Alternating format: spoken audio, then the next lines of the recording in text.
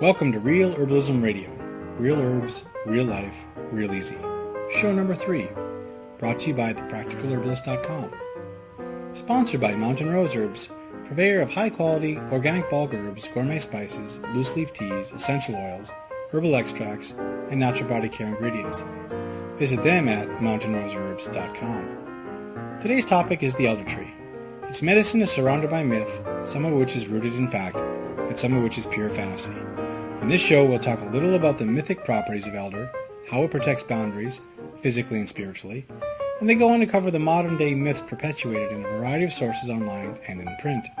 We'll also cover practical tips on using elderberry and flower as well as growing elder. Later in the show, we'll have Herbalism 101 and Herbs in the News. Now, here are your hosts from thepracticalherbalist.com, Candace Hunter and Sue Sierra Lupe. Hi, I'm Candace Hunter. And I'm Sue Sierra Lupe, and welcome to Real Herbalism Radio. So today, Sue, I want to talk about the many myths of elderberry. There are so many out there.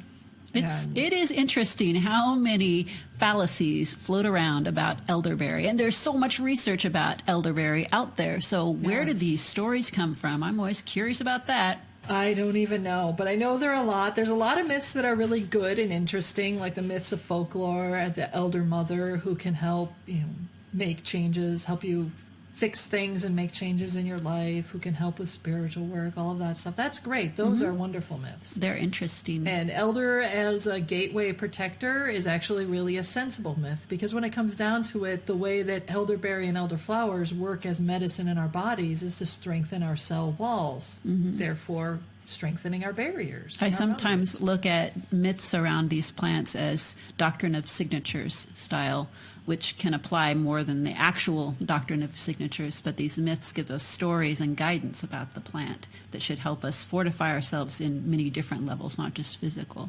Exactly, and that's one of the things I love about elder is that many of the myths out there that come from folklore actually are really, really healthful and wonderful. Yes. But then there's the crazy myths, like the idea that elderberry, if it's not Sambucus nigra, it's deadly poisonous. Yes, indeed. I have heard that before, and that is not true. That is definitely There are not true. 3 different types of elderberry: the red elderberry, the black elderberry, and blue-black elderberry, sometimes called blue elderberry.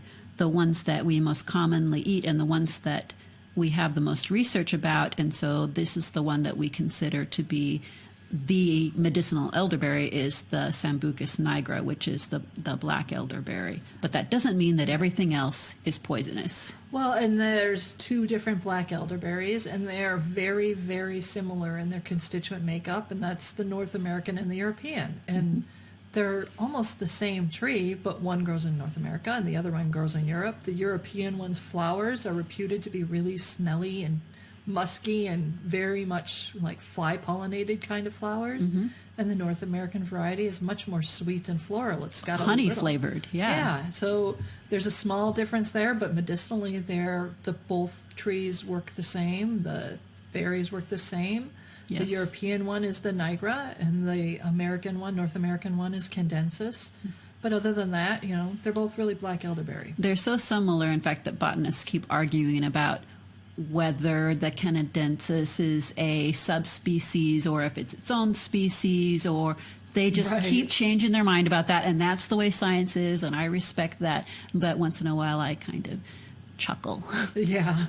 As an herbalist, it's black elderberry. It's black elderberry. You call it what you want. I'm just going to keep reading the literature, enjoying it, and keep using it as fabulous medicine. Right. And the blue elderberry, the blue-black one, that's Sambucus cerula. I hope I said that right. Anyway, that one is got virtually the same medicinal qualities as the black elderberry as well. That's right. And it grows all over the place. So those 3 you can use safely. Yes, and the flowers from all of them, from all of the all elderflower can be used in respiratory formulas. Doesn't matter. You have to process things a little bit differently when it comes to fruit.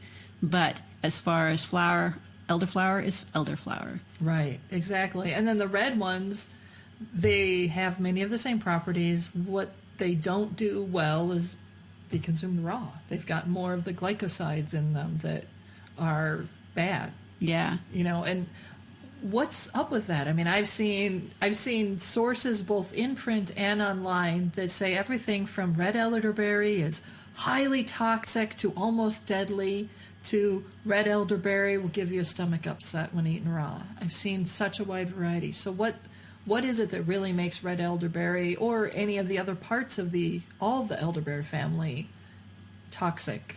Well, one of the things that elderberry produces in order to defend itself is cyanogenic glycosides, and those are more prominent in the stems and the leaves. They're also in the unripe berries, and you see a more predominance of it in the red elderberries as opposed to the black or the blue-black elderberries. It's got a very bitter, astringent taste. It's not pleasant to eat at all, and it's in the seed itself, small amounts. Just there's a lot of different things that seeds have from different plants in order to make sure that birds can't digest them, so they just eat the fruit, and then when it passes through their digestive tracts, it will protect itself and just spread the seed in more plants. It's one of the fabulous things that plants do.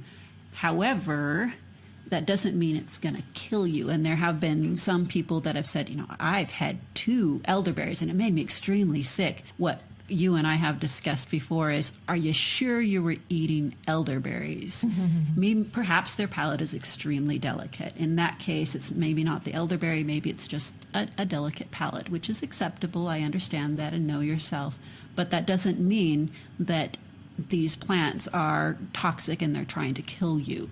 Right. That's another thing that I notice when I give plant walks is people look at these plants in fear initially. Well, that one's dangerous. That one's dangerous. Like, wait a minute. The dangerous part of this walk is the person walking with me. Ignorance is dangerous. If you don't understand these plants, they are in and of themselves just plants. It's the way that you apply them that makes them positive in your life or negative in your life. They're just plants trying to live. Right. And in the case of elderberry, it's important to understand what the toxicity, what that really means. In this case, the glycosides, I never pronounce, I just call them glycosides, but that's okay. They break cyanogenic down. Glycosides. Yes, the cyanogenic glycosides break down during digestion and produce cyanide in the system. That's why they're dangerous. And cyanide is not fat soluble. Right. But the important part, or the really good part, is that if you cook them or dry them or turn them into an infusion, they break down just the same. But the cyanide gas vanishes into the air and not into your system, so then at that point you can eat them. Right. Similar to nettle, we all know nettle as being a hefty stinger. It'll leave rashes on people if they get too much of it on them. However, that's water soluble, so when you dry it or you cook it, or same thing we're doing with the elderberry, that formic acid disappears and it's not a problem anymore. It's a boon to our system rather than a bane. Exactly. So when I hear people or see the sources that say that red elderberry is deadly dangerous and all, I just laugh because, the Native Americans of this area of the Pacific Northwest used red elderberry extensively as food and medicine for, centuries before we decided to be scared of it. And they didn't die off. Yeah. And it's interesting that you use the phrase gateway when you're referring to elderberry, because it really truly in the body system, it does work as a gateway. And H1N1, there was a study on that one, and the H1N1 virus comes through the bloodstream and hangs out, and they kind of look like these little porcupines. They're the viruses. So they sit there and they wait for the body's defenses to wear down, and then they duplicate in the cell. Elderberry is it has a constituent that staves it off. It does not allow the elderberry it does not allow the H1N1 virus to stay in the system. It floods that H1N1 virus out of the system. So truly, it is a gateway. Right. It's a guardian of those gateways. So right. I love how that's one of my favorite aspects of elder is that it functions on so many levels that way. Yeah. And that's just one of the many viruses. We always think of elderberry as something that's used for bronchial and flus and colds and fevers. But that one has a lot of press because it's a killer. It can come in. It's not necessarily a death sentence if you get H1N1. If you can get treatment ahead of time and you have a good immune system, then you will come through it. However, it is pretty deadly when it gets into the elderly population or small children. Yeah. We last year, unfortunately, suffered a death in Eugene from H1N1, and it was quite a scare for our tiny little community. Right. So we definitely is H1N1 the same thing as swine flu? I believe it's called that. Yeah, swine flu. Sorry, I get used to using the certain terms and I forget about the colloquialism. Sorry. That's all right. I wanted to make sure that I got that right because I remember reading that that swine flu was one of the ones that elderberry can protect against. Yes, yeah, and many of the flu viruses. I'm not going to say every single one because flu viruses are in and of itself complex, but many of the flu viruses that have been studied, elderberry is championing those causes. That's nice. Yeah, and it's so simple to make an elderberry syrup, for example. I like to take the dried elderberry and then soak them and put them on the stove and slowly heat it up and then later add my honey to it when I feel like it's well, for one thing, it's been strained because you don't want to have to strain out dried elderberries or any kind of fruit once the honey's in there. Yes, I've made that mistake, and it's not pretty. It's not pretty. And I will add a little bit of alcohol to it that helps rehydrate. It opens it up a little bit more. And then the alcohol is cooked off. Right. And then I'll add my honey, or sometimes I add glycerin. It depends on what I've got. Right. And I've used a little bit of elderberry tincture as the preservative aspect for syrups as well. Even if it is an elderberry or elderflower syrup, I might add a little bit of tincture, like 20%. Right. To my so recipe it just at the starts. You can just start seeing the steam of the alcohol come off, and you can certainly smell it. Right. Yeah. Well, I'll even add it after I'm done just to make sure that my syrup will last so I can make a whole lot of it at once, especially if I'm the one who's sick and I'm the one who has to make my own medicine, which does sometimes happen in my family. Sure. Mine too. Everyone else is busy, so I'm smart enough to treat myself. Yes. Ha ha. Not likely, but we can dream. But that's when I'll make a ridiculous amount. Like I'll make a quart of syrup that I know is going to last me for a week and a half, which is probably what I'm going to need it to last me for. So I'll add the elderberry tincture at, elderberry or elderflower tinctures at like a 20% of the final volume so that it will last in the refrigerator, but it'll last without getting moldy or And that's one of those things you have to think ahead because elderflower is blooming months ahead of time. Right. Months ahead of time. So you got to collect those and either dry them, or I know some people like to freeze their elderflower, so they're using it fresh. But drying is so much easier. It dries up so quickly. So medicinally, the dried flowers work just as well as the fresh flowers. Absolutely. So, you can buy them. I mean, you can buy elderflowers as well, which I've definitely done. Yep. Let someone else do the work. Yeah. Whatever you've got, that's what you got, and that's what you work with. Most definitely. And it does preserve if you put it in the freezer and give it tons of headspace, but not for very long. I know some people that also can their syrups just as they would any other type of syrup, and that's a good way to preserve it. I think that the trick there is to make sure it's in a smaller container, canned, and not in a big quart jar. Right. Because it won't get warm enough in the center, and then you might get food poisoning. Right, or if you're going to can it, you'd probably want to pressure can it at 10 pounds pressure for at least 25 minutes. Correct. That's typically most of the low acid foods. That's what you can them at. For the elderflower, that one's the one that I use mostly for respiratory illnesses. I've used it in steams as well. Typically I'll use dried ones because most of the time I don't have access to fresh. But do you mix that with something? I'll throw in some elderflowers and maybe some mint, depending on which mint I've got, depending on whether it's hot. If it's hot out, I'll use spearmint. If it's cold, I'll use peppermint. I've never thrown mint into a steam before. Yarrow, lavender, those are my go-to. Yeah, I'll usually use a mint instead of the lavender because I happen to have my respiratory system is really sensitive to lavender. Oh. So if I'm in a place of being sensitive, lavender will cause hives for me. Oh, that's Whereas not if I good. But the mints don't, as long as I don't use them too many times. So I'll do a steam with elderflower with one of the mints, and then and maybe add some yarrow in there.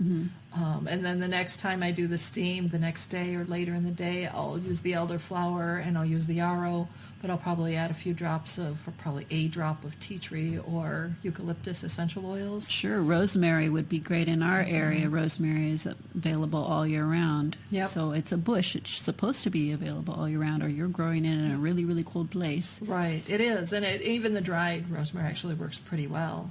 I've used that, and I've used sage as well. Yep, and people in this area that are growing rosemary know how monstrously huge they can get because we have so much water. Right. And they're native to the Mediterranean. Sage would be another great thing to throw in there. Another thing that usually if it dies in this area, it's because it's gotten too much water. Right. So it rots out. Right. Even back freezes. in the Midwest when I lived there, I couldn't get rosemary to grow, come back year after year, but the sage would grow year after year. I mean, it would die down to the ground. So I'd have a small sage every year because we got really cold winters there. Yeah, it's Minnesota, that's true. Yeah. But it would grow back up. Sage would always return. Yeah. And it's a good one for respiratory problems, so it pairs well with the elderflower. Our rosemary we have to prune twice a year, or it just gets enormous. And the trunk of the rosemary is you can't even put your hand around it. It's pretty darn big. Yeah. It doesn't seem like it's that old. I guess it's approximately 15 years old. Now that I think of it. It does well. Sounds Mediterranean to me. Yep, it's against the side of the house, the west side, so it gets a lot of light. We don't water it at all because it's right there by the driveway. It gets nicely ignored, and it gets huge. It loves to be ignored. Yep. If it gets too pampered, if rosemary or plants like that are in a soft soil, then they can get too soft and they won't survive winters because there's too much moisture in their stems. Sure, makes sense. And I think that for a elderberry, they do really well with a good compost on top because they have a very shallow They do have a root shallow system. root system all in all. So they need a good compost top dressing, or you can leave the leaves as they drop, right, to make sure that they get a lot of nutrition. All of those riparian plants, they really go through minerals and all of the lovely things that are in soil very rapidly. So they're right on top. Right. And if they get too low in minerals, they won't flower and fruit, right? Correct, or they'll look a little droopy. Right. There's a specific, is it phosphorus that's important to put in to make sure that they have that every year if you want fruit? Particularly for southern growing elderberry. Up here, we don't seem to have a problem with that. We have more of a problem with low calcium or low magnesium up here because we have so much water and it's soft water. So up here it would be wise, or in the Pacific Northwest it would be wise to grow a couple big old comfrey plants and turn those into compost tea. Maybe nettle if you have access to it, throw that down. Yeah. And feed your elder with that each year. Yep. And once the elder is established, it would be a good ally with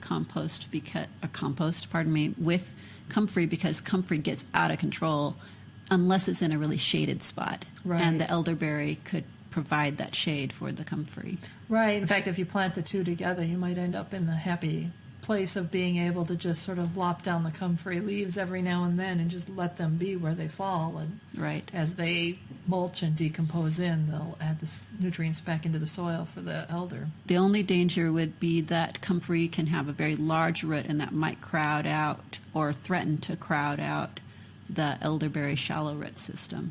Sure. However, elder is so durable that I think it'll find a way. I've never seen it. I've always been fearful that would happen, but I've always seen it just blow right through any plant. It's terrific. Yeah, and it'll go like the branches, kind of like mint trees. When the branches of elder hit the ground, they'll grow new roots too. Yes. So it's a similar kind of philosophy when it comes to rooting. Yeah, it's easy to propagate that way. Right. So if you're worried about your elder not having a wide enough base, take a few of the smaller branches and pin them down under rocks or something so that they'll grow roots and you'll end up with a wider hedge. So for making elder into tincture, I think that most of the time I have done elder in tincture is not from fresh, it's from dried. So right now I will get clumps of elder, and it's still attached to the stem. It seems like it's even faster to dry it in the oven at extremely low, like 170, and put it on cookie sheets. Keep the stem on there, and once it's dried, and oftentimes I have found, depending on the moisture in the air, it's ready for taking off the stem. It's completely dried. If I started in the morning, by evening, it's ready to process and put it into baggies. Yeah, it's amazing how fast it does dry. I have found that drying it without some kind of airflow or heat it'll end up molding really fast. True, and that's the nice thing about keeping it on the stem is Right. that it's not necessarily touching the Yeah, pan. provides some more of air, that there right. is some circulation. The clusters are flat. Yes. Generally, they're a little clumpy, but they are generally fairly flat. So part of it is sitting nicely on the cookie sheet, and some of it's kind of elevated. And as long as you've got it, you pull apart some of the stems so that it's not in a wad, but there Right. is some circulation, like you said. It does dry up pretty nicely, and then you've got the luxury of turning it into tincture whenever you please. And it has a variety of mediums that it can use. But I have also frozen it.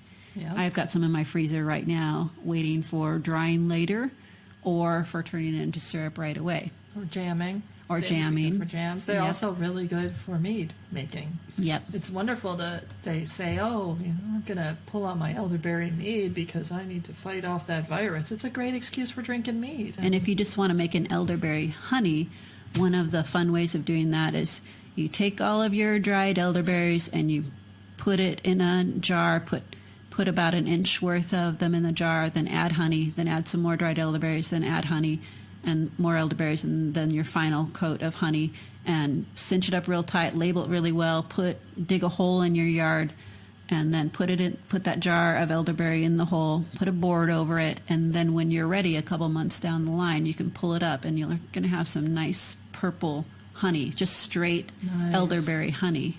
That might even be better than a syrup, actually. It's gonna really be thick. Really well, It's thick really and thick. infused. Yeah, most definitely. Yeah, and I think for folks who live in the northern climates where they use root cellars, you could just stick it down in your root cellar. Oh, yeah. Or in your cool basements. That's very true. That might be exactly the way to go. We don't have a root cellar.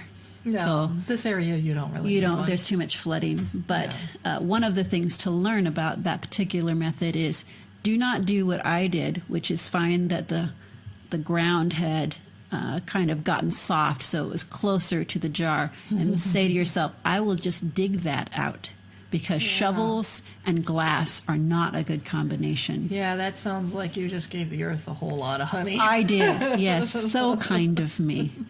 Oh, yes. thoughtful, so thoughtful. And then, fortunately, there was some swearing involved as well. I imagine. But that I would be learned pretty my good. lesson. I definitely learned my lesson. I thought later, perhaps if I surrounded it, put it in the earth, and then surround it with sand, then it would be an extra insulation and easy to pull up when I'm done. But having that wood marker in the garden, I would go stomping all over, it wouldn't matter, but that piece of wood was my reminder that's underneath there. Right, yeah, there's nothing like forgetting to mark the spot and then digging holes everywhere That's trying right. to find the spot again. Doing your squirrel impersonation. Yes, or buried treasure. Yes. So one of the myths that they've had, or that I've heard of, is that people used to use elder branches to make woodwind instruments, flutes, and that sort of thing. Mm-hmm. They did it. It's supposed to help it's supposed to produce the music that makes the fairies the happiest. In other Oh. words, it's a good way to connect to the spirit world. And it's one of those things that sounds great, and I've even seen people write instructions for doing this, which is great, and they never seem to include the note that you really have to make sure you use only the branches elders already dropped and have been seasoned, because those are the ones that have dried out enough. Right. So that They're not toxic. Yeah. Mm-hmm. So that's another one of those, you want to cross into the spirit world permanently, use the green wood. But if you really want to stay living, then don't use the green wood. Don't ever cut branches from the elder, which is another one of the myths, is that you're never ever supposed to cut branches from the elder tree because It'll never grow back. Right. Well, no, sometimes they say I'll never go back, but they also say it's dangerous. It'll bring bad juju on your head. Oh, It's a really interesting. bad thing. Right. And in truth, I don't personally think I would cut an elder's branches without, telling it and thanking it and all of that first, but I would never use those cut branches for making things. I'd let them dry out thoroughly before I consider making anything with them. Yeah, very true. So, well, I've heard people say that once they have cut the branches for the fruit, then they will never ever get fruit from those branches again, which I tend to question just because my experience tells me differently. But the new branches come up from that shallow rootstock all the time. So right. even if there is some validity to that myth, it's irrelevant because it's such a vigorous plant. You're going to have far more accessible fruit from the subsequent branches the next year. Right. And I've also had people talk about how important it is to give it a big sunny field. I grow mine in the shelter of a tree, and it's perfectly okay. I'm sure that it would be happier and it would get taller if it was in the sun, but it isn't. Right. It gets maybe 3 hours of sunlight every day, and I still get some beautiful flowers from it.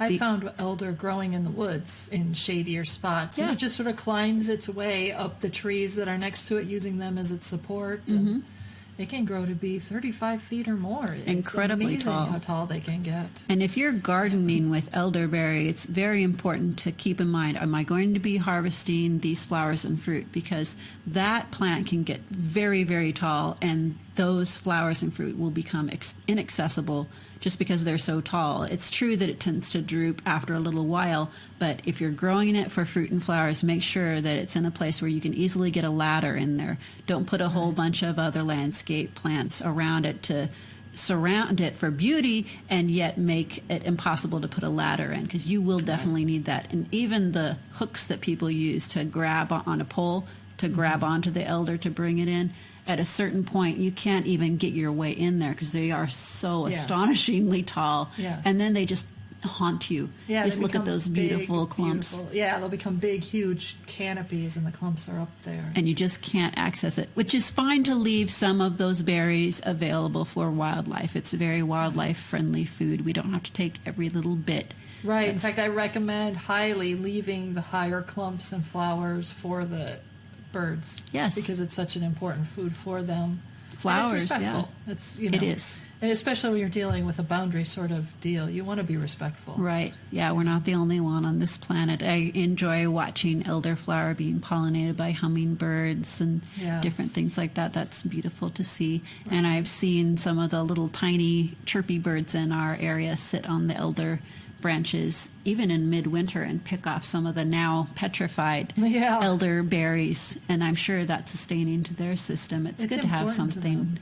Yep. Yeah, and in fact, just as the wild birds like to eat elder, birds are more susceptible to flus and viruses than dogs and cats, for instance. Once they get a respiratory illness, that's it for them. But being able to leave those bit of berries out there for the wild ones, for the wild birds, it's important for their health as well. Yeah, and our domesticated birds benefit from it as well, bringing it in for, you have a parrot that enjoys it, as I understand, and my chickens, I'll throw that in to their mix, the dried elder berries in the winter to make sure that their respiratory system is just as clean and healthy as my family's. Exactly, yeah. I feed it to my dog as well. Even though dogs don't get the same viruses that we humans do, they are susceptible to various diseases, and I figure there's no reason not to give my dogs the same medicine. Flavonoid-rich medicine is good for everybody. Right. If you want to find out more recipes or you want to find out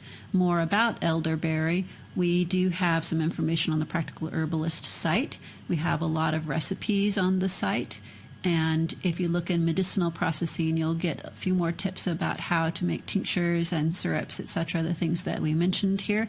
And we have an upcoming folio, particularly on elderberry, that you can get on Amazon, and we welcome you to read that. It's got a lot more advanced information, and there are some recipes that are in the folio that you will not find on our site. It's particularly for our folio readers. We keep that out special for them. If you have any tips that you enjoy about elderberry, we would be interested in reading those, and please send a message to us via our Facebook page, or you can send an email message to us from our contact list. We have places to to respond on the Practical Herbalist site as well. There's lots of ways to contact us. We're not shy, and we'll be happy to take a look at what you're sending us and investigate it for ourselves, and then maybe you'll hear your tip on the Real Herbalism Radio podcast.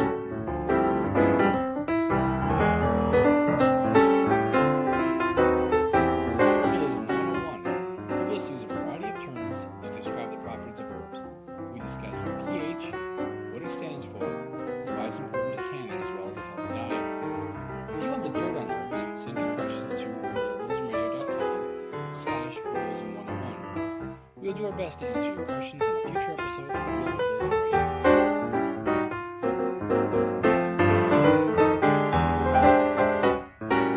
Soon, today I'd like to talk about pH. Could you talk to me or explain to me a little bit about what that really means? Because that's one of those terms that gets thrown out a lot during canning season. Yes, and it's small p, large H, and there's actually a bunch of different definitions for pH, but what we most often see is because it's not an English term that we're making abbreviations for. Its potential of hydrogen is what we generally accept as the initials.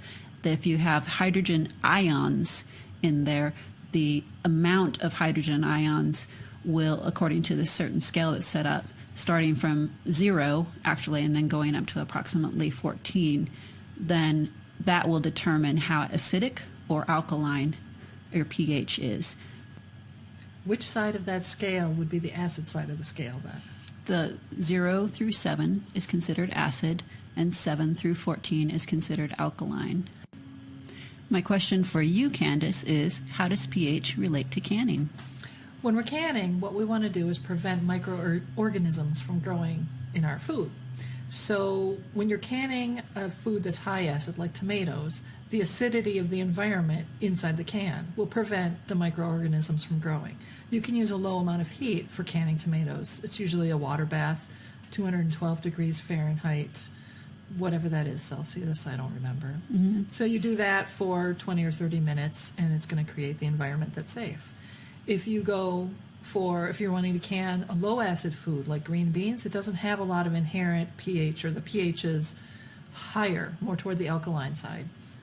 So what you need to do is drive up the temperature to create the safe environment inside the can. That's why we can at 10 pounds pressure for 25 minutes or 30 minutes, depending on exactly which food you're doing for the low acid foods.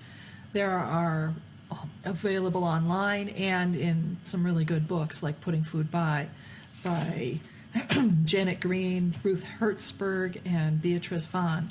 You can get tables that tell you which foods are high acid, which are low acid, and what the safe canning temperature and times are. That's one of my go-to books. I also love the extension service, as it makes such good allowances for altitudes, like you said, and then the size of the thing that you're canning with. I know that makes a big difference. It'll make a difference for how long you can can it for. Does the difference between a pint size and a quart size can be significant or insignificant? Usually it's only about a 5-minute difference, and when I'm not sure, or if I have a mix in there, I'll err on the side of longer just to be safe. But yeah, you're right that it's important if you live at a different altitude. I live relatively close to sea level, so the standard times and sizes, that all works. If you're living at a higher altitude, it is important to look up how to adjust. I've seen charts for that where they'll ask you to subtract or add time for canning as well. Exactly. So one of the things that pH, it's not just for canning, that's something that we have, kind of shows up in everything, like our diet, for instance. Yes, the American diet is very high in acid. We drink a lot of coffee, and then because it upsets our stomach, we'll add cream to it, which is a little more alkaline, but still, cream and dairy is still acid. So we try to add that to mitigate it, and then we still get upset stomachs, or we need to add a little more alkaline foods to our diet in order to make it more pH balanced. In our system, we seem to do better with things that are closer to 7 as opposed to the 5s or the 5.3, which is what a common American diet would be. Right, and when you don't have a balanced diet, when you're having a diet that's too acid, you'll start to find that your systems in your body break down. You're more susceptible to illnesses. Mm-hmm. Because you can't take as much of the nutrition from your food. Your body is working way too hard to deal with the acid content as opposed to what it should be doing, which is getting the minerals and vitamins and putting it into your bloodstream. So people end up, like me, with ulcers a lot, or just stomach upset or esophagus problems. So those folks out there who want to make their diets a little bit less acid, you can do things like look online, I imagine, to find foods that are particularly low in acid and try to balance your diet by using a little bit more of those low acid foods if you, for instance, love coffee and refuse to give it up. Right, So- exactly. And not a big surprise, most of the fast food that we so love is all very high acid. My guess is that you're going to be looking at a lot of vegetables, fresh vegetables, and probably lentils. and raw vegetables, I imagine. Correct. Thank you very much, Sue. If you would like to get more information on canning safely, try looking at Putting Food by Janet Green, Ruth Hertzberg, and Beatrice Vaughn, or check out the National Center for Home Food Preservation online. If you'd like to get the email or to get the links for that, take a look at the Real Herbalism Radio show notes for this episode.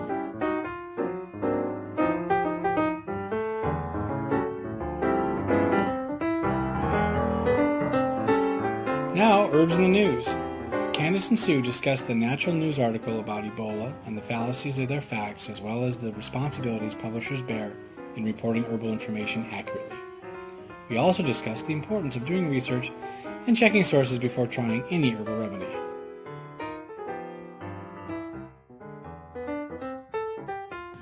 Today, Sue, I would like to talk about an article that came out in the New York Daily News on August 11th entitled Website Claims to Treat Ebola with Natural Remedy. It's referencing a Natural News article that has since been taken down, thankfully. That's right. In which the author suggests or purports that you can make a homeopathic remedy using the Ebola virus. Correct. Yeah.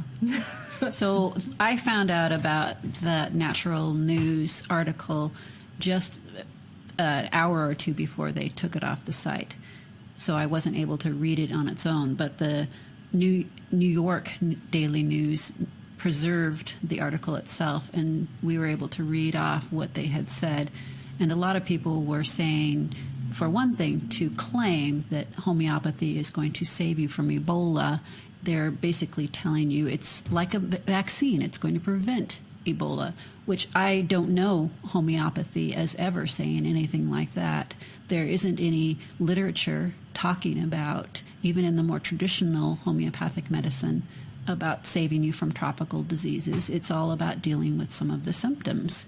And it's from a plant base. Having looked at what was actually in that article, and I'm using the word article very loosely from Natural News, they are asking people to ask someone to spit or collect blood from an Ebola victim, put it into water, then turn it into your own homeopathic remedy. And here's the way you're going to do that. You're going to take the mucus, and Ebola is spread by bodily fluids. You put it into water, and then you rinse it out and dump the water. That's unconscionable, for one thing. That's how diseases are spread. Then you take more water and you keep diluting it until you turn it into supposedly a homeopathic remedy made from a virus, made from bodily fluids, which is not traditional homeopathy, for one thing. But you've just figured out a way to spread Ebola into your community, not only through your own body, but by dumping that water. That is, as I've said before, unconscionable. That's how diseases are spread, and it shocks me that there isn't an editor in Natural News that would look at that and say, that is against everything we believe in. That's not actual news. That's just somebody making stuff up. Right, it shocks yeah. me. Yeah, to me that news article seemed like it was ridiculous and Ignorant on every frame. And I read the New York Daily News article story on it, and I was frustrated that they repeated a lot of that information, which really just spread it like a virus further. Right. And I thought that's also irresponsible. I get frustrated with our media for not taking the time to check their sources and make sure their information is accurate. And then when they're calling out another publisher, the natural news site, for Being irresponsible. Being irresponsible, they turn around and republish the same irresponsible information. Yeah, word for word. Word for word, exactly. And I understand they want to have the quotation in there, but they don't need to have the entire supposed process for turning a virus, which is infinitesimally small, as if you're going to dilute a virus. That's not the way it works. Right. Our vaccines are weakened viruses, not diluted ones, and homeopathy has nothing to do with viruses at all. Right. It's about using plant constituents at a lighter, diluted plant constituents. Yep. And Natural News has another article that came out last year about this time. I'm going to take a look at the date on it because it's right up here. It was in April 21st. April seems to be a fabulous time to put out lies on the naturalnews.com source. And they have things for bioterrorism preparedness, how to deal with anthrax, smallpox, plague, botulism using homeopathic remedies. In this case, although I have some issues with that particular article, at least they're talking about using actual homeopathic remedies to treat the symptoms. They're not saying that this is a prevention for getting the plague or a prevention for getting smallpox. They're at least someone knows something about homeopathy. Whether you believe in homeopathy or not, irrelevant. At least they're addressing actual concerns and the principles of homeopathy. Right. Yeah, I find myself frustrated with organizations that publish information that is erroneous to the extreme like that. And, yeah. It's interesting to speculate about what could we do to help ourselves, but just to write something up and say, and this is fact now, because I thought of it myself, it's completely irresponsible. That's called yellow journalism. Right. And outside of the danger that people will actually try these things and the danger that they will manage to spread terrifying diseases like Ebola all over the place, I find myself as a herbalist who doesn't always want to follow regulations really frightened by this. I don't want to see our government starting to crack down and regulate herbs and herbalism the way that it has other governments have in the past. I want herbalism to remain in the hands of the people, and that means we as the people need to be responsible. Right. And those of us who publish information need to be responsible. Yep. But secondarily, those of us who are looking up and looking for information need to be responsible.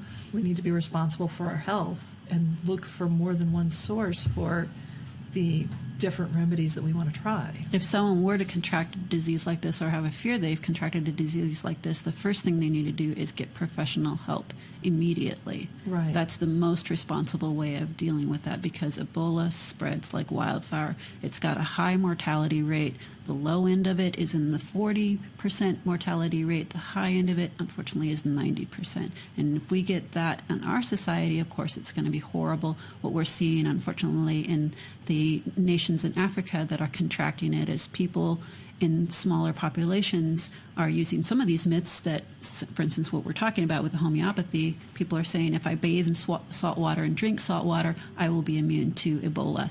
And that's not true. People are dying because they're drinking salt water and it's killing them. Right. So those are the kind of myths that you have to practice really good vigilance with. Take a look, do your research, find out what's real. And just because somebody puts it in print doesn't mean it's science, doesn't mean it's fact, and doesn't mean it's not dangerous. That is true. The bottom line is do your homework before you try any remedy, even the ones that we advocate on our site. Do your homework. You are the one who owns the power to make the common sense decisions about your own health care. Yep. Use that wisely. Very true. Yeah. Intelligence and common sense are some of the best medicinal values out there. Yes. Listen to your common sense. Listen to your intuition. Own your power. Don't just do it because some supposed authority says you can.